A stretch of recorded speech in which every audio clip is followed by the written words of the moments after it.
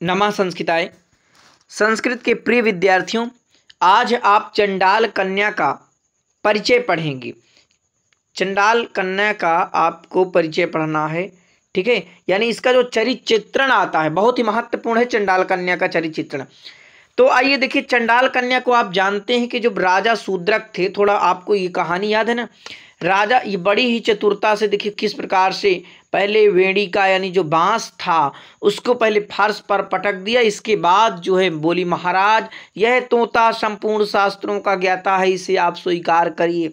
तो बहुत ही चतुरता से चंडाल कन्या, और इसकी क्या सुंदरता को देखकर राजा शूद्रक भी चकित हो जाते हैं। तो चंडाल कन्या का आपको परिचय पढ़ना है और कौन सी महत्वपूर्ण बातें हैं आइए समझते हैं, ठीक है। ये जो वही चंडाल कन्या है जो सुख को लेकर के, सुख यानी उस तोते को लेकर के राजा शूद्रक के पास जो है उसके राज दरबार पर जो है गई थी। तो देखिए चंडाल कन्या की जो है परिचय में आप पढ़ेंगे। पहली हेडिंग में आप सौंदर्य की प्रतिमा, अपने अत्यधिक सौंदर्य के कारण वह चंडाल कन्या सौंदर्य की प्रतिमा के सदृश थी, ठीक है। यानी कि उसकी सुंदरता बहुत ही अच्छी सुंदरता थी। उसे देखकर अब आप समझ सकते हैं जैसे पराक्रमी राजा चक्रवर्ती भी उसके सौंदर्य को देखकर चकित रह जाता था, तो आम इंसान क्या ही है ना। थोड़ा मैं इसे और जूम कर देता हूँ, इतना कर देते हैं ना, ये तो देख सकते हैं पराक्रमी चक्रवर्ती सम्राट उसके अप्रतिम सौंदर्य को देखकर चकित रह जाता है, ठीक है। अब आगे देखेंगे तो उसका जो रूप लावण्य है, जो उसकी सुंदरता है, विष्णु के मोहिनी रूप का अनुकरण करने वाला था। जैसे भगवान विष्णु अपने मोहिनी रूप का अनुकरण रूप कर देते हैं, मोह करने वाला रूप रख लेते हैं, इसी प्रकार से उस चंडाल कन्या का भी रूप था। अपलक नेत्रों से चंडाल कन्या के रूप सुंदर को देखते हुए सोचता है राजा शूद्रक कि यदि विधाता ने उसे इतना रूप दिया तो उसे ऐसे कुल में जन्म क्यों दिया। अगर इतनी सुंदरता दी तो ऐसे कुल में जन्म क्यों दिया। वह सोचता है कि शायद अछूत को छूने के दोष के भय से इसे बिना छुए ही बना डाला होगा, इसलिए ये सुंदरता है कि भाई इसे ना छुआ होगा, इसलिए जो है बड़ी ही सुंदर थे। अंततः शूद्रक विधाता को धिक्कारता है। अब देखो शूद्रक जो है उस विधाता को धिक्कारता है कि ऐसे अनुपयोगी स्थान पर, यानी जहाँ पर कोई उपयोगिता ही नहीं है, भाई ऐसे सुंदर शरीर तो बना दिया आपने, इस चंडाल कन्या को तो आपने बना दिया, लेकिन इसका कोई उपभोग करने वाला भी तो हो, इसको चाहने वाला भी तो कोई हो। अनुपयोगी स्थान पर सर्व सौंदर्य तथा रूप लावण्यता की कमनीयता क्यों स्थापित की। वो विधाता को इस प्रकार से धिक्कारता है कि अरे आपने ऐसे लावण्य रूप लावण्य को क्यों दिया ऐसे अनुपयोगी स्थान पर।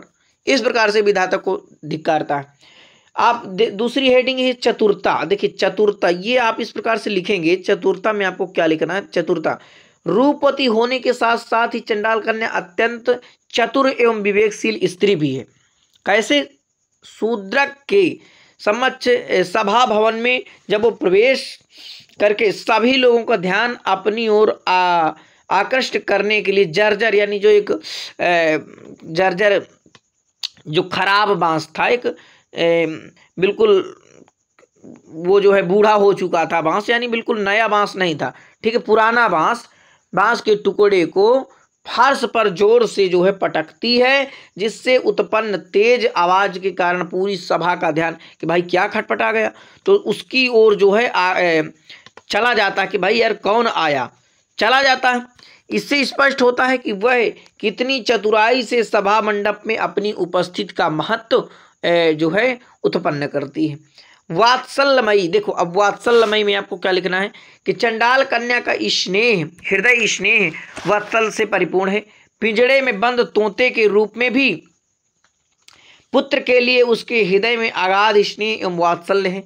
वह अपने पुत्र की देखरेख तथा रक्षा के लिए मृत्युलोक में निवास करना स्वीकार करती है।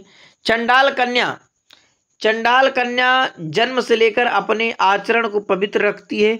सुख रूप है उसका, यानी सुख रूप में स्थित पुत्र के शाप का अंत समीप समझकर वह संपूर्ण वृत्तांत राजा को सुनाती है।